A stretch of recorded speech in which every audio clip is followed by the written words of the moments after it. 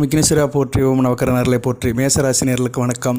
மேசராசி காலப்புருஷ சக்கரத்தின் முதல் வீடு, அங்கார பகவானின் ஆட்சி வீடு.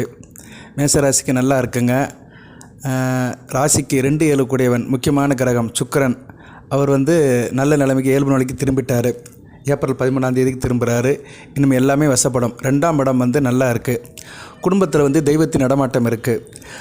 தெய்வத்தின் நடமாட்டம் வீட்டில் இருக்கா சார் அப்படின்னு கேட்டோம்னா, மேசராசி நேயர்களுக்கு இனிமேல் குடும்பத்தில் தெய்வத்தினுடைய நடமாட்டம் இருக்குது. 2ஆம் இடம் தனம், குடும்ப, வாக்கு, சாணம். குடும்பம் ஒரு கோயில், வாக்கு ஒரு சத்தியம். ஸோ 2ஆம் இடம் எந்த அளவுக்கு பலப்படுதோ அப்போ குடும்பத்தில் தெய்வ நடமாட்டம் இருக்கும், வாக்கு சுத்தமாக இருக்கும், சத்திய வாக்கு பேசுவீர்கள், நல்ல விதமாக பார்க்கப்படுகிறது. மனம் போல் வாழ்க்கை, எண்ணம் போல் செயல். வாக்கு நம்ம எதை பேசுகிறோமோ அதுதான் நடக்கும். சரியா நேர்களே? இனிமேல் உங்கள் பேச்செல்லாம் நல்ல பேச்சாகவே மார்க்க போகிறது. எப்படி சார் அப்படின்னு பார்த்தோம்னா, குரு 2ஆம் இடத்துல இருக்கிறாரு. நல்ல விதமாக தான் பார்க்கப்படுகிறது. மே 15 வரைக்கும் 2ஆம் இடத்துல இருப்பார். அடுத்து சுக்கிரன் 2 கூடியவன் 12ஆம் இடத்துல விரயசானத்தில் உச்சமாகி வக்ரமாகி இப்போ இயல்பு நிலைக்கு திரும்புகிறாரு. அடுத்து ராசிக்கு வராரு. நல்ல விதமாக பார்க்கப்படுகிறது. அதுக்கடுத்து 2ஆம் இடத்துக்கு வராரு. சுக்கிரன் குரு பேர் சஞ்சாரங்கள் மிகச்சிறப்பாக இருக்கிறது. அதுபோக வீட்டில் தெய்வம் தங்கணும். குலதெய்வமோ இஷ்ட தெய்வமோ காவல் தெய்வமோ, ஒருத்தருக்கு தனிப்பட்ட முறையில் 3 தெய்வங்கள் காக்கும். ஒரு மனிதன் 3 தெய்வங்களை தன் வசப்படுத்தலாம். குலதெய்வம் பரம்பரையாக கும்பிட்றது, தவப்பன் வழியில் கும்பிட்றது. அடுத்து நமக்கு இஷ்ட தெய்வம், நமக்குன்னு ஒரு தெய்வத்தை பிடிக்கும். அடுத்து காவல் தெய்வம், நம்ம இருக்கிற இடத்துல ஊரில் ஒரு காவல் தெய்வம் இருக்கும், அது நம்மளை காக்கும்.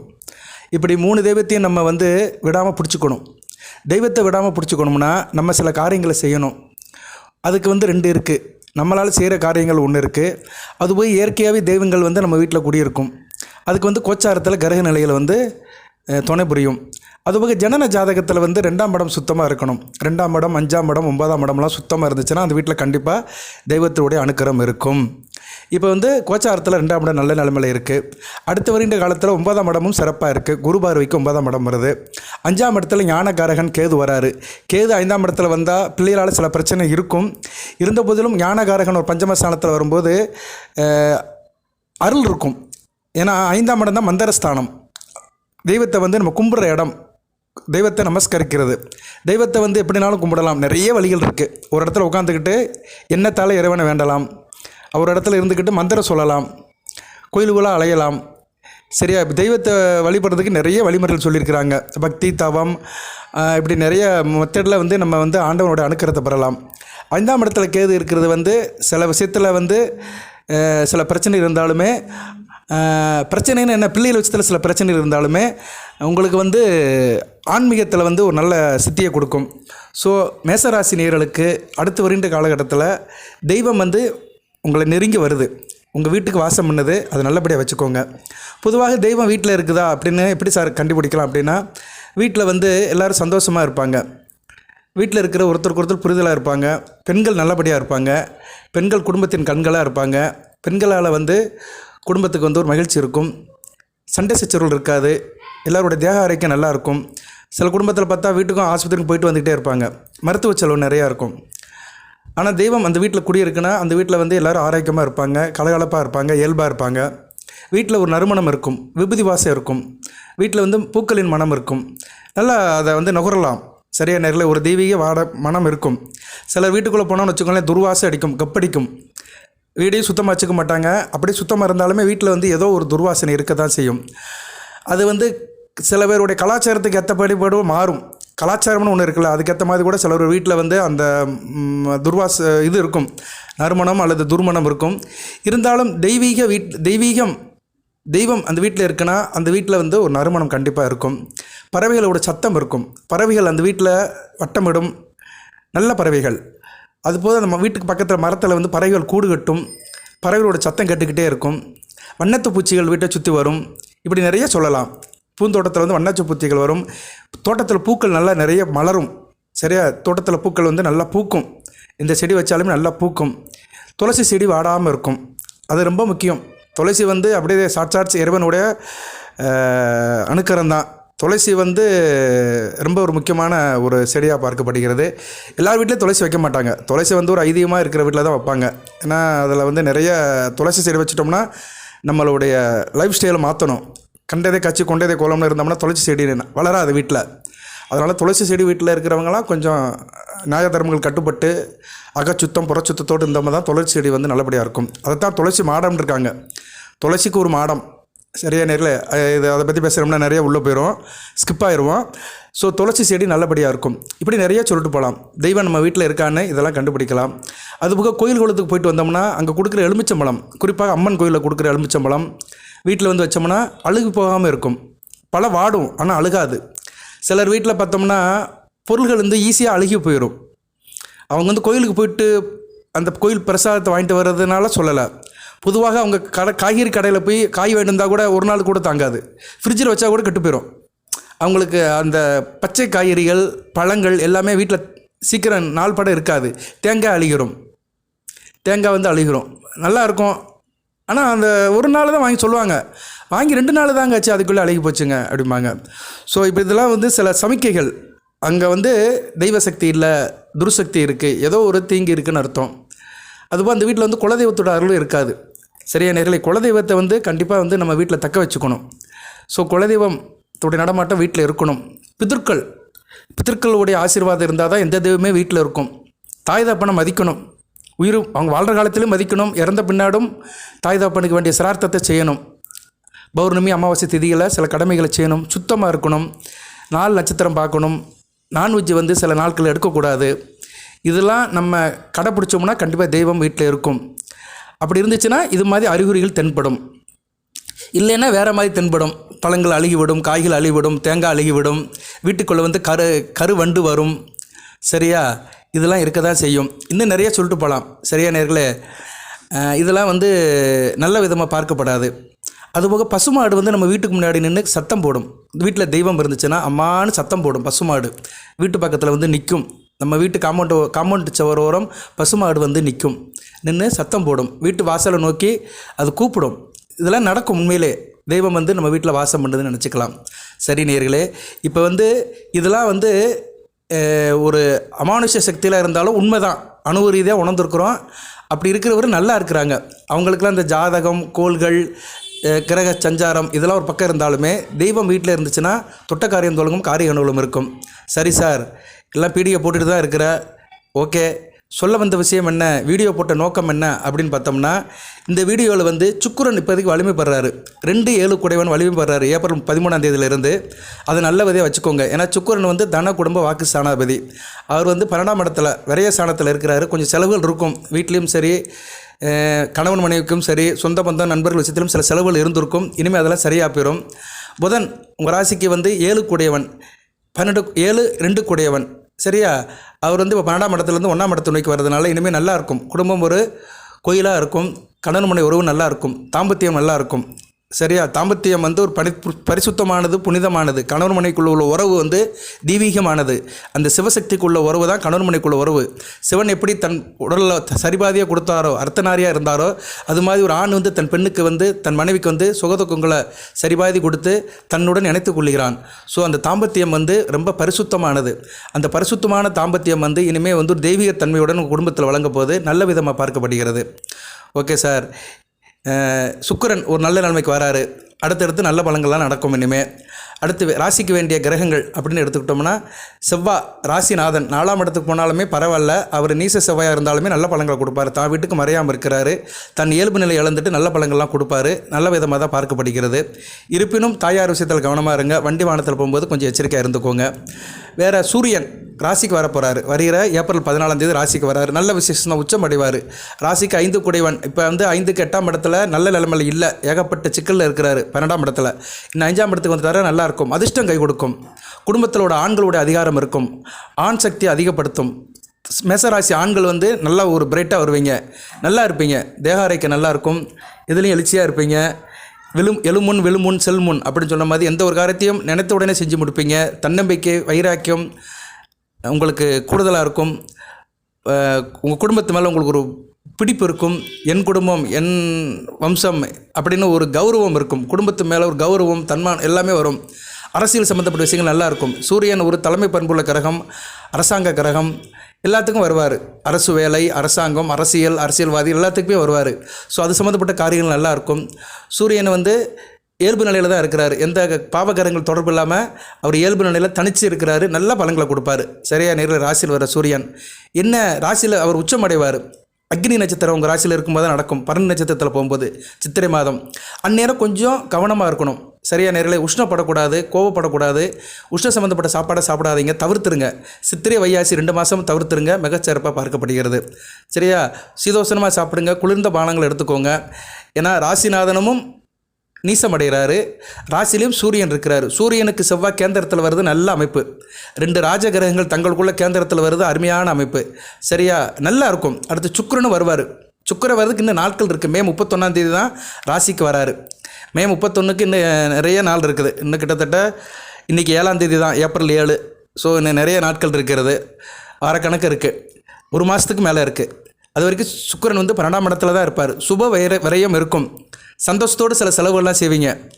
கேளிக்கை நிகழ்ச்சிகள், திருமண வைபவங்கள், இப்படி நிறைய சொல்லிட்டு போகலாம். அவங்களுக்குலாம் வந்து சில செலவுகள் இருக்கும். அதை செஞ்சு தான் ஆகணும் நீங்கள். ஏன்னா 12ஆம் இடத்துல சுக்கிரன் வந்து அது சுப செலவுகளை கொடுக்க தான் செய்வார். சுப செலவுகள் ஒரு பக்கம் இருந்தாலுமே ரகசிய இருப்பு இருக்கும், சேமிப்பு இருக்கும். சரியா நேர்களே, கொஞ்சம் ஆடம்பரத்தோடு தான் இருப்பீங்க. ஆடம்பரத்தை கொஞ்சம் குறைச்சிக்கோங்க. பணத்தை கொஞ்சம் சேமிப்பு பண்ணலாம். சரியா நேர்களே, செலவு இருக்கும். பெண்களால் கொஞ்சம் செலவு இருக்கும். அதனால் பெண்கள் விஷயத்தில் கொஞ்சம் ஆண்களை வந்து கவனமாக இருங்க. அயன சயன போகம்லாம் நல்லாயிருக்கும். புதனும் ஓரளவு நல்ல நிலைமையில் இருக்கிறாரு. அவர் ராசிக்கு 3, 6 குடைவனாக இருந்தாலுமே அவரும் வந்து இயல்பு நிலை திரும்பி ராசிக்கு 30ஆம் தேதி வரைக்கும் ராசிக்கு அவர் வந்து ஏப்ரல் 30 வரைக்கும் ராசிக்கு 12ஆம் இடத்துல இருக்கிறாரு. 1ஆம் தேதி வந்து மே 1ஆம் தேதி ராசிக்கு வந்துடுவார். புதன் ராசிக்கு வருது, நல்ல அமைப்பு தான். அவர் வந்து 6, 3 குடைவனாக இருந்தாலுமே தனித்த புதனாக ராசியில் வர்றதுனால புத்திசாலித்தனமாக இருப்பீங்க. ஏகப்பட்ட பிரச்சனைக்கு தீர்வு காண்பீங்க. ஏகப்பட்ட இடியாப்பு சிக்கல் இருந்தது, இதை செய்வோமா அதை செய்வோமா. ஏன்னா இப்போ வந்து விரைய சனி வேறு வந்துட்டார். சனி ராகு சேர்ந்து 12ஆம் இடத்துல இருக்கிறாங்க. குழப்பம் இருக்கும். அதாவது எதுலேயும் ஒரு தீர்வு காண முடியாது. ஏகப்பட்ட குழப்பத்தில் இருப்பீங்க. விரையும் ஒரு பக்கமாகும், அலைச்சலும் இருக்கும். எந்த ஒரு காரியத்தையும் முடிக்க முடியாது, நிம்மதி இல்லாமல் இருப்பீங்க. புதன் ராசிக்கு வந்துட்டாருன்னா உங்கள் ராசியில் வந்து கொஞ்சம் என்ன சொல்கிறது, விவேகம் வந்துடும். சூரியன் வந்துட்டாருன்னா ஒரு ஃபோர்ஸ் வந்துடும், வீரம், ஒரு தன்னம்பிக்கை, ஒரு ஏக்கம், ஒரு ஆற்றல் வந்துடும். புதனும் சேர்ந்து வரும்போது அது 2 சேர்ந்துடும். புதாதித்ய யோகம், வீரமும் வேகம் ஒருங்கே இருக்கும். சரியா 2 சேர்ந்து இருக்கிறதுனால நல்ல விதமாக பார்க்கப்படுகிறது. ஒரு இன்டெகிரேஷன் இருக்கும். நண்பர் விஷயத்தில் நல்ல ஒரு ஏற்றம் இருக்கும். நண்பர்களால் ஒரு ஒத்துழைமை இருக்கும். அரசு சம்மந்தப்பட்ட காரியங்கள் மல நடக்கும். அரசு நிதி உரிமை பண்ணிட்டு செய்கிற காரியங்கள் நல்ல விதமாக பார்க்கப்படுகிறது. புதன் ஒரு கணக்கன். அவர் வந்து அந்த கணக்கு எதுவுமே கணக்கு பண்ணி வேலை செய்வீங்க. கணக்கு கரெக்டாக இருக்கும், கால்குலேஷன் கரெக்டாக இருக்கும். சரியா நேர்களே, அவர் வந்து தான் வீட்டுக்கு 6ஆம் வீட்டுக்கு 8ஆம் வீட்டில் மறைகிறாரு. கெட்டவன் கெட்டிடின்னு கிட்டிடும் ராஜயோகம். 6 குடைவன் தான். வம்பு வழக்கு, கடன், நோய் எதிரியை கொடுக்கறது தான் புதன். அவர் தான் வீட்டுக்கு 8ஆம் வீட்டில் மறைகிறாரு. இவ்வளோ நாள் 7ஆம் வீட்டில் இருந்து சில குடைச்சலை கொடுத்துருந்தார். உங்கள் ராசிக்கு வந்துட்டாருன்னா மறைவார். புதன் மறைந்து நல்ல பலன்களை கொடுப்பார். மறைந்த புதன் நிறைந்த பலன்களை கொடுப்பார் என்ற கான்செப்டின்படி கெட்டவன் கெட்டிடின்னு கிட்டிடும் ராஜயோகம் நல்லா இருக்குங்க. சரியா, ஒரே நேரத்தில் உங்களுக்கு 2 ஒரு கல்லில் 2 மாங்காய். தெய்வத்தினுடைய வாசமும் வீட்டில் இருக்குது, தெய்வத்தினுடைய நடமாட்டமும் உங்கள் குடும்பத்தில் வருது. அதே நேரத்தில் புதன் மறைந்து நின்று நல்ல பலன்களை கொடுக்குறாரு. ஸோ அதன்படி அந்த கெடு பலன்கள்லாம் குறைஞ்சி நல்ல பலன்கள் நடக்கும். கெட்டது கெட்டு போய் நல்லது வந்து மேலோங்கி இருக்கும். நல்ல விதமாக பார்க்கப்படுகிறது. புதன் வந்து ராசியில் வந்து நல்ல பலன்களை கொடுப்பாரு. நல்லாயிருக்கும். கணவன் மனை உறவு, தாம்பத்தியம், நண்பர்களால் ஏற்றம், சொந்த பந்தம், ஷேர் மார்க்கெட், இன்வெஸ்டேஷன் எல்லாம் இருக்கும். ஷேர் மார்க்கெட்டுக்கு புதன் தான் வரணும். சரி, அவர் 7ஆம் இடத்தை பார்க்கறதுனால ஷேர் மார்க்கெட் நல்லாயிருக்கும். அதுபோக வந்து இந்த ஷேரிங் நல்லாயிருக்கும். ஜாயிண்ட் வச்சர் போட்டு செய்கிறவங்க, கூட்டுத்தொழில், இப்படி நிறைய சொல்லலாம். சரியா, அசோசியேஷனில் இருக்கிறவங்க, டீமில் இருக்கிறவங்களுக்கெல்லாம் மிகச்சிறப்பாக பார்க்கப்படுகிறது. வேறு என்ன சார் இருக்குது அப்படின்னா, சனி பகவான் வந்து 12ஆம் இடத்துக்கு போயிட்டார். 12ஆம் இடத்துல விரைய சனியாக இருந்தாலுமே ராகு கூட ஒரு பாண்டிங்கில் இருக்கிறாரு. ராகு வந்து இப்போ நல்ல ஃபார்ச்சுனேட்லி பூரட்டாதி நட்சத்திரத்துக்கு வந்துட்டார். அது ஒரு பெரிய விஷயம். ராகு வந்து இன்னும் 18 நாள், மே 18, இன்னும் கிட்டத்தட்ட 1 மாதமும் ஒரு 4 நாளும் இருக்குது. சரியா, 1 மாதம் ஒரு 10 நாள் இருக்குது வச்சுக்கோங்களேன். மே 18 வரைக்கும் 12ஆம் இடத்துல சில பிரச்சனை பண்ணிட்டு தான் இருப்பார். விரயத்தை கட்டுப்படுத்திக்கோங்க. சனி ராகு சேர்ந்து இருக்கிறதுனால 10, 11 குடைவன் வந்து ராகு கூட சேர்ந்து இருக்கிறாரு. இருப்பினும் ராகு பூரட்டாதி நட்சத்திரம், குரு வீட்லேயே குரு நட்சத்திரம் எடுத்துருக்கிறது ஒரு வகைக்கு நல்லதான். கொஞ்சம் விரயம் குறையும், சிக்கலேருந்து வெளியே வருவீங்க. செலவானாலுமே செலவுக்கு தேவையான பணம் கிடைக்கும். செலவு பண்ணுறத வந்து ஓரளவு சரி பண்ணிடுவீங்க. சரியா, விரயம் போகும், இல்லைன்னு சொல்ல முடியாது. இருந்தாலும் அந்த விரயத்தை வந்து ஒரு கால நிர்ணயம் பண்ணி ஒரு கணக்குக்குள்ளே தான் இருக்கும். சரியா, செலவானாலுமே ஒரு கணக்குக்குள்ளே தான் இருக்கும், வித்தின் த லிமிட்டுக்குள்ளே தான் இருக்கும். எதானாலுமே எக்ஸ்பெண்டிச்சர் வந்து வித்தின் த லிமிட்டுக்குள்ளே தான் இருக்கும். ராகு வந்து 11ஆம் இடத்துக்கு வந்துட்டார நன்மையாக பார்க்கப்படுகிறது. சரியா நேர்களே, நல்லபடியாக தான் பார்க்கப்படுகிறது. தொழில் பண்ணுறவங்க கொஞ்சம் கவனமாக இருக்கணும். தொழில் முதலீட்டாளர்கள், வியாபாரம் பண்ணுறவங்களாம் கவனமாக இருக்கணும். குறிப்பாக சனி பகவான் சம்மந்தப்பட்ட தொழில்கள், இரும்பு தொழில்கள், பழைய பொருட்கள், காகிதம், கழிவாயில், மரம், கட்டிடம், கான்ட்ராக்டு, லேபர் கான்ட்ராக்டு, தச்சு வேலை, அப்புறம் வந்து இந்த கன்ஸ்ட்ரக்ஷன் சம்மந்தப்பட்ட பொருட்கள், வேலைகள் நிறையா இருக்குது. கன்ஸ்ட்ரக்ஷன் சம்மந்தப்பட்ட வேலைகள் நிறையா இருக்குது. அதெல்லாம் அந்த கூலி வேலை பார்க்குறவங்க, கான்ட்ராக்ட் எடுத்து செய்கிறவங்கலாம் கவனமாக இருக்கணும். சரியா, சில பேர் இந்த டைல்ஸ் பதிக்கிறது, கடப்பாசலாக பதிக்கிறது, ப்ளம்பிங் வேலை பார்க்குறது, இதெல்லாம் வந்து சனிபாவனுடைய இதில் தான் வரும். இரும்பு சம்மந்தப்பட்ட குழாய்கள் பதிக்கிறது, தண்ணி குழாய் பதிக்கிறது, மெக்கானிக்கல் ஓரியன்டான work, engineering work, automobile, mechanical, கழிவுப் பொருட்கள், கிருஷ்ணா ஆயில், டீசலு, கிரீஸு, இப்படி நிறைய சொல்லிட்டு போகலாம். ஓய்வு பொருட்கள், லூப்ரிகன்ட் பொருட்கள், இது சம்மந்தப்பட்ட வேலையில் இருக்கிறவங்க. அதாவது என்னென்னா அந்த வேலையில் வந்து அந்த பொருட்கள்லாம் பயன்படுத்துவாங்க. அப்போனா மெக்கானிக்கல் சம்மந்தப்பட்ட வேலைகள்னு அர்த்தம். ஆட்டோமொபைல், மெக்கானிக்கல் சம்மந்தப்பட்ட வேலைகள். அதுபோல் டாஸ்மார்க்கில் ஒயின் எடுத்து பார் எடுத்து செய்கிறவங்களுக்கும் சில பிரச்சனைகள் இருக்கும். ஏன்னா அதுவும் நீசத்தரவேன் தானே, சனி பகவான் தான் வருவார். இப்படி நிறைய சொல்லிட்டு போகலாம். பிளாஸ்டிக் பொருட்கள், கண்ணாடி பொருட்கள், இதெல்லாம் வந்து அவர் தான் வருவார். கருப்பு சம்மந்தப்பட்ட பொருட்களுக்கெல்லாம் வருவார். கருப்பு கலரில் இருக்கிறது, கருப்பு கலரில் நிறைய இருக்குது இன்றைக்கி. கருப்பு சம்மந்தப்பட்ட பொருட்கள், கடப்பா சலாப்பு கருப்பாக இருக்கிறது. சரியா, அதோடைய நிறம் வந்து கருப்பாக இருக்கும். இல்லைன்னா அதனுடைய நேச்சர் வந்து கருப்பாக இருக்கும். அந்த வேலைகள், இது மாதிரி வேலைகளை செய்கிறவங்களுக்குலாம் கொஞ்சம் கனமாக இருக்கும். அதுமாதிரி ரகசிய வேலை செய்கிறவங்க சில பேர் வந்து வெளியே தெரியாமல் சில மறைமுக வேலையெல்லாம் பார்ப்பாங்க. ஏன்னா சனி ராகு இரவு 12ஆம் இடத்துல மறைவு சாணத்தில் இருக்கிறனால ரகசிய வேலைகள், மறைமுக வேலைகள், பிறருக்கு தெரியாமல் செய்கிற வேலைகள், அது என்ன வேலைகள்னு உங்களுக்கு தான் தெரியும். அது வெளிப்படையாக சொல்ல முடியாது. சரியா நேரில், இப்படிலாம் நிறைய இருக்குது. இல்லீகல் பிஸ்னஸ்னு ஒரு ஆழ்த்தில் சொல்லிட்டு போயிடலாம். இல்லீகல் பிஸ்னஸ் பண்ணுறவங்களுக்குலாம் சில பிரச்சனைகள் இருக்கும். அதனால் அதெல்லாம் கவனமாக இருக்கணும். சரியா நேரில், செவ்வாய் வேறு 4ஆம் இடத்துல இருக்கிறாரு. பரவாயில்ல, சனி பகவானுக்கு கோணத்தில் தான் இருக்கிறாரு. ஒன்றும் பிரச்சனை ரொம்ப முத்திராது. அடுத்து வந்து 6ஆம் இடத்துக்கு வருவார். அடுத்து வந்து சிம்மத்துக்கு வரும்போது சஷ்டாச அமைப்பில் வருவார். செவ்வாய் ஸ்தானப்பலம் பட்டாலுமே சனிக்கு வந்து சனி பகவானுக்கு வந்து சஷ்டாசம் போகிறதுனால அதில் பிரச்சனை வரும். இந்த இல்லீகல் பிஸ்னஸ் பண்ணுறவங்களுக்குலாம் ஜூன் 6ஆம் தேதிக்கு மேலே சில சிக்கல்கள்லாம் வரும். கவனமாக இருக்கணும், எச்சரிக்கையாக இருக்கணும். ராசிநாதன் அவர் வந்து சிம்மத்தில் வலுப்பட்டாலுமே சனி பகவானுக்கு வந்து அவர் கொஞ்சம் 6ஆம் இடத்துல தான் வருவார். கொஞ்சம் கவனமாக பார்த்துக்கணும். அந்நேரம் சூரியனும் சரியில்லைன்னு வச்சுக்கோங்களேன், பிரச்சனை இருக்கும். இப்படி தான் பலன்கள் நடக்கும். ஒரு கிரகம் ஒரு வீட்டில் இருந்தாலும் உடனே கட்டுப்பலங்கள் வந்துடாது. அந்த கிரகத்துக்கு வீடு கொடுத்த கிரகம் நல்ல நிலைமையில் இருக்கணும். இப்போ மேசராசி நல்லா இருக்கணும்னா 3 கிரகங்கள் நல்லா இருக்கணும். சூரியன், குரு 2 பேரும் நல்லா இருந்தாங்கன்னா மேசராசி தேமையே நல்லபடியாக போகும், எந்த பிரச்சனையும் இருக்காது. அதுபோக செவ்வாய் நல்லா இருக்கணும். அதுக்கடுத்து சந்திரன் நல்லா இருக்கணும். இப்போ சந்திரன் நல்ல நிலைமையில் தான் இருக்காரு. வளர்பெரிய சந்திரன் இருக்கிறாரு. ராசிக்கு 6ஆம் இடத்தை நோக்கி தான் போயிட்டுருக்கிறாரு. வருகிற ஏப்ரல் 14ஆம் தேதி பங்குனி உத்திரம் நல்லபடியாக கொண்டாடுங்க. சரியா, சந்திரன் வந்து ஒரு நல்ல நிலைமையில் தான் வராரு. ஒன்றும் பிரச்சனை இல்லை. 6ஆம் இடத்துல தான் நடக்குது. 6-12ஆம் இடத்துல தான் பங்குனி உத்திரம் நடக்குது. சந்திரன் வந்து வளர்பெரிய சந்திரன் இருக்கிறாரு. நாளுக்குடைய நல்ல நிலைமையில் இருக்கிறதுனால இன்றைக்கி தசமி திதி நல்ல விதமாக தான் பார்க்கப்படுகிறது. சரியா, சந்திரன் நல்ல நிலைமையில் நோக்கி போகிறது வந்து நல்ல விதமாக தான் பார்க்கப்படுகிறது. இன்றைக்கு பொழுது அவர் வந்து ராசிக்கு 4ஆம் இடத்துல தான் இருக்கிறாரு. நாளைக்கு 4ஆம் இடத்துல செவ்வாயோட தான் சேர்ந்துருக்கிறாரு. செவ்வாய் இன்றைக்கி தான் பயிற்சி ஆறாரு. பார்த்தீங்களா எவ்வளோ தூரம் மேட்ச் ஆகுது பாருங்கள். செவ்வாய் இன்றைக்கி 7 நாள் தான் ராசிக்கு 3ஆம் இடத்துலேருந்து 4ஆம் இடத்துக்கு வராரு. வரும்போதே வந்து சந்திரமங்கல யோகத்தில் தான் இருக்கிறார். ஏன்னா சந்திரன் இன்றைக்கி பூச நட்சத்திரத்தில் தான் இருக்கிறாரு. இதுதான் ஜோதிடம். ஜோதிடம் சொல்லும்போது நட்சத்திரம், நாள், அந்த கிழமை, திதி எல்லாத்தையும் சொல்லணும். நான் இந்நேரம் இதை சொல்கிறேன்னு தயவு செய்து மேசராசி நேர்கள் சங்கடப்பட்டுக்காதீங்க. பலன்கள் யார் வேணாலும் சொல்லலாம். இன்றைக்கி யூடியூப்பில் எல்லோரும் பேசுகிறாங்க. நான் யாரையும் கிரிட்டிசைஸ் பண்ண மாட்டேன். ஆனால் உண்மையாக சொல்லுவேன். அது என்னோடய கடமை, ஜோதிடம் என்ற முறையில் கடமை. ஏன்னா நான் ஜோதிடத்தை வந்து என்னோடய சுவாசமாக நினைக்கிறேன். வேத ஜோதிடம், அறிவியல், கணிதம் சம்மந்தப்பட்டது. அதுபோக ஆன்மீகத்துக்கு அடுத்த நிலையில் இருக்கிறது. இது ஒரு புனிதமான தொழில். இன்றைக்கி வந்து இதை வந்து மந்திர சக்தி ஆகிட்டாங்க. எல்லாருமே அமானுஷ கதைகள் சொல்கிறாங்க, பேய் கதை மாதிரி பேசிகிட்டு இருக்கிறாங்க. அதாவது அப்படி போங்க, இப்படி போங்க, செருப்பு போடாமல் கோயிலுக்கு போங்க, வீட்டில் இதை மட்டும் செய்யுங்க, அப்படி செய்யுங்க, இப்படி செய்யுங்க, இப்படின்னு ஏதோ அவங்க ஒரு கற்பனை யுகத்தில் கிரகத்தை பற்றி பேசுகிறது கிடையாது, நட்சத்திரத்தை பற்றி பேசுகிறது கிடையாது, சஞ்சாரத்தை பற்றி பேசுகிறது கிடையாது, சத்பலத்தை பற்றி பேசுகிறது கிடையாது. அந்த வேத ஜோதிடத்தின் அடிச்சுவடிகள், வாய்ப்பாடுகள் தெரியாமல் ஏதோ ஒரு வித்தியை காட்டிகிட்டு இருக்கிறாங்க. அதுக்கு வரவேற்பு இருக்குது. ஒரு பரபரப்பாக தம்மையில் போட்டுறது, அதில் உள்ளே போய் பார்த்தோம்னா ஏதோ ஒரு இது நடக்கும். மேசராசி நேரில் குழுப்பாடுற மாதிரி, நீங்கள் அப்படி இருப்பீங்க, இப்படி இருப்பீங்க, வீட்டில் மாமியாளுக்கு மருமகளுக்கு ஆகாது, மச்சனனுக்கு குழந்தையாளுக்கு ஆகாது, இந்த குடும்ப கதையெல்லாம் சொல்லிட்டு இருப்பாங்க. அது ஜோதிடம் அல்ல. ஜோதிடம்ங்கிறது வேறு விதமாக ஜோதிடத்தை சொல்லி தான் பலன்கள் சொல்லணும். சரியா நேரில் அதை வந்து வேறு மாதிரி சொல்கிறாங்க. அதாவது தனிப்பட்ட மனிதனுக்கு வந்து ஆறுதல் சொல்கிற மாதிரி ஜோதிட பலன்களை சொல்கிறாங்க. ஆறுதல் சொல்கிறது வந்து ஜோதிடம் அல்ல. இப்போ மேசராசியில் கஷ்டப்படுறவங்களுக்கு ஆறுதல் சொல்லணும்னா நான் ஜோதிடம் இந்த வீடியோ போட வேண்டிய அவசியம் இல்லை. போதி ஜோதிடம்னு ஒரு தலைப்பில் நான் ஒரு சேனல் ஆரம்பித்து உங்களை வந்து ஆறுதல் பண்ண வேண்டிய அவசியம் இல்லை. ஏதோ உங்களுக்கு ஆறுதல் சொல்லுறேன், உங்கள் நண்பன் நான் அப்படின்னு சொல்லிட்டு ஏதோ ஒரு தகவலை சொல்லலாம். கஷ்டப்படுறவங்க இப்படிலாம் இருங்க, கஷ்டம் தீர்ந்து போயிடும், உடலால் முடியாதவங்க இதெல்லாம் செய்யுங்க அப்படின்னு டிப்ஸை கொடுத்துட்டு போயிடலாம். மருத்துவ டிப்ஸையோ மற்ற டிப்ஸையோ கொடுத்துட்டு போயிடலாம். ஆனால் வேத ஜோதிடத்தின்படி நம்ம பலன்கள் சொன்னோம்னா அதனுடைய அடிச்சுவடி வாய்ப்பாடின்படி தான் பேசணும். இன்றைக்கி அப்படிலாம் இல்லை, அதெல்லாம் கொஞ்சம் குறைஞ்சிக்கிட்டே வருது. நான் எல்லாத்தையும் சொல்ல மாட்டேன், சில பேர் கரெக்டாக சொல்கிறாங்க. ஆனால் மேக்ஸிமம் வந்து எல்லாம் கண் துடைப்பு வேலையாக இருக்குது. மேசராசினியர்கள் வந்து நல்ல ஒரு சேனலை நீங்கள் எடுத்துக்கோங்க. நீங்கள் வந்து மற்றவங்க வசப்படுங்க, வேணாம் சொல்லலை, ஆனால் நல்லவர்கள் வசப்படுங்க. எல்லா சேனலையும் பாருங்கள். யார் வாய் கற்பினும் எப்பொருள் யார் வாய் கற்பினும் அப்பொருள் மெய்ப்பொருள் காண்பதறிவு. அது வந்து எது நல்லது கெட்டது பார்த்து தெரிஞ்சுக்கோங்க.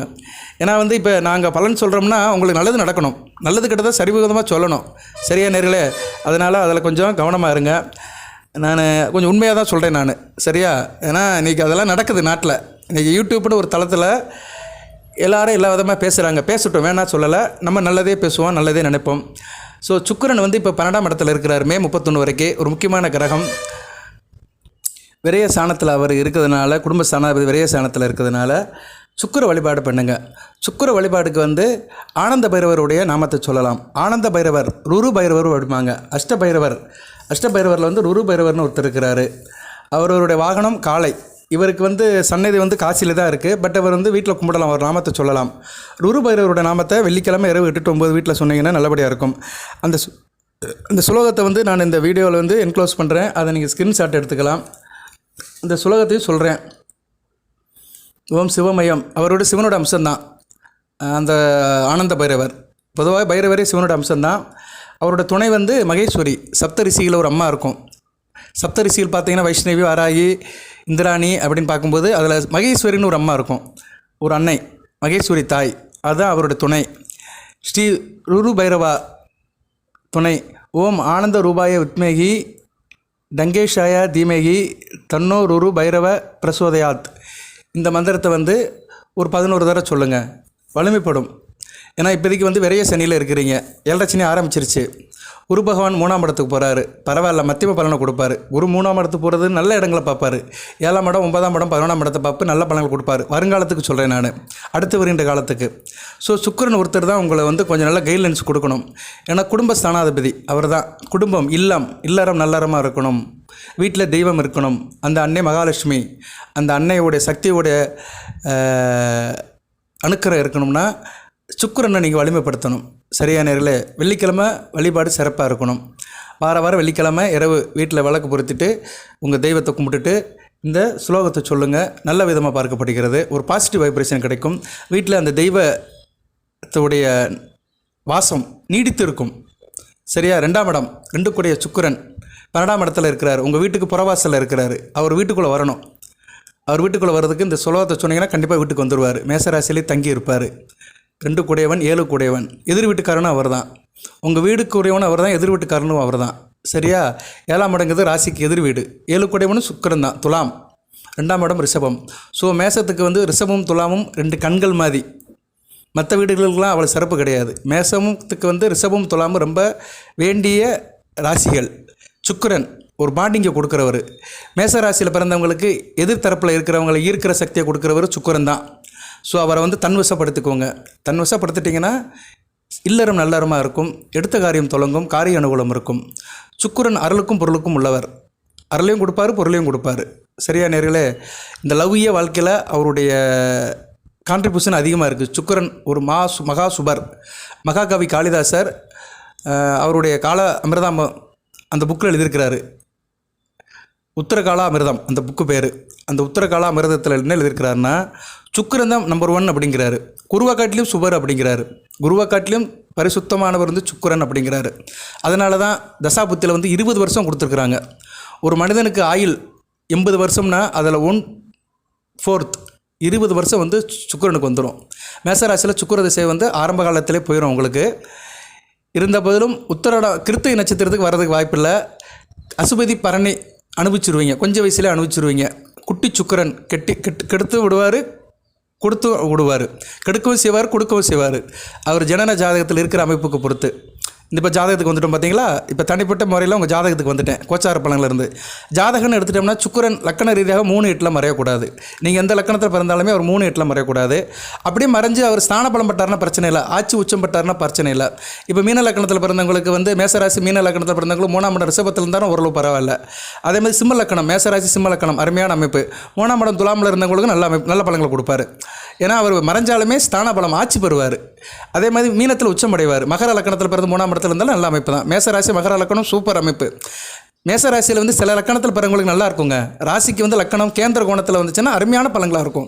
மேசராசி கடக லக்கணம், மேசராசி சிம்ம லக்கணம், மேசராசி துலா லக்கணம், மேசராசி தனுசு லக்கணம், மேசராசி மகர லக்கணம், மேசராசி கும்ப லக்கணம், இது மாதிரி லக்கணத்தில் பிறந்தவங்க வாழ்க்கை நல்லா இருக்கும். ஒரே ஒரு சொல்லிட்டு போயிடலாம். அவங்களாம் மேக்சிமம் இந்த ராசி பலன்லாம் கேட்க மாட்டாங்க. ஓப்பனாக சொல்கிறேனே, இப்போ மேசராசியில் இந்த ராசி பலன் அதிகமாக கேட்குறவங்க வந்து மீன லக்கணம், மிதுன லக்கணம், கன்னியா லக்கணம், விருச்சிக லக்கணம், இது மாதிரி லக்கணத்தில் பிறந்தவங்க தான் நிறையா கேட்பாங்க. அவங்களுக்கு தான் கஷ்டங்கள் நிறையா இருக்கும். ராசிக்கு லக்கணக்கும் சஷ்டாசகமாக இருக்கும், பொருத்தமற்ற லக்கணமாக இருக்கும். ராசிக்கு வந்து ரிலேட்டடாக இல்லாமல் இருக்கும். விருச்சிக லக்கணம் லக்கணாபதியும் செவ்வாய் ஒன்று தான். லக்கணாபதி ராசியாபதி செவ்வாய் இருந்தாலுமே கான்ட்ரவர்சன் இருக்கும். அவங்களால உடன்பட்டு வாழ முடியாது. அவங்களுக்குள்ளே வித்தியாசப்படுவாங்க, முரண்படுவார்கள்.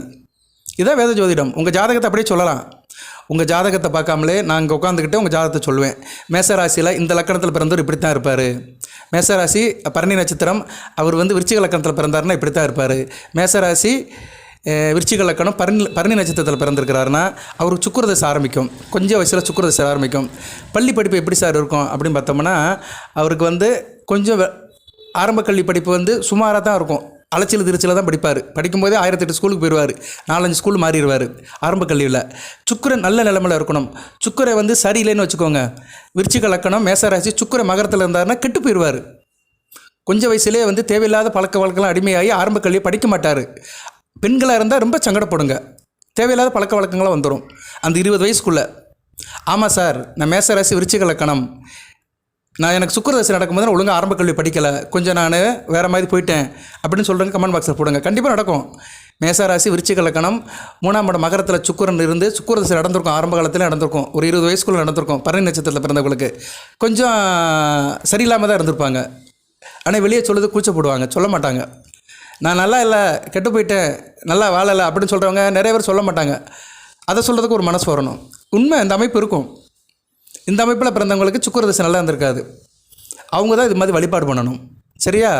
இந்த ஆனந்த பைரவர் வழிபாடு பண்ணிங்கன்னா மிகச்சிறப்பாக இருக்கும். ஜனன ஜாதகத்தில் சுக்கிரன் கெட்டு போனவர்கள், சுக்கிரன் லக்கணத்துக்கு 3-8 இருக்கிறவர்கள், கடகம் சிம்மத்தில் இருக்கிறவர்கள், மகரத்தில் இருக்கிறவர்கள் கொஞ்சம் பார்த்து இருந்துக்கணும். சரியா? மகரத்துலேயும் சுக்கிரன் இருந்தாலும் அந்த அளவுக்கு சில தேவையில்லாத பழக்க வழக்கங்களை தான் கொடுப்பாரு. கடகம் சிம்மம் அவருக்கு பகமை.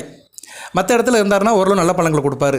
விருச்சிகத்தில் இருந்தாலும் நல்ல பழங்களை கொடுக்க மாட்டார். விருச்சிகத்தையும் சேர்த்துக்கலாம். விருச்சிகத்தில் இருக்கிற சுக்கிரன் வந்து நிறைய என்ன சொல்லுவாங்க, நேரடியாக பழங்களை கொடுக்க மாட்டார். மறைமுகமான சில வேலையெல்லாம் செய்ய வைப்பார்.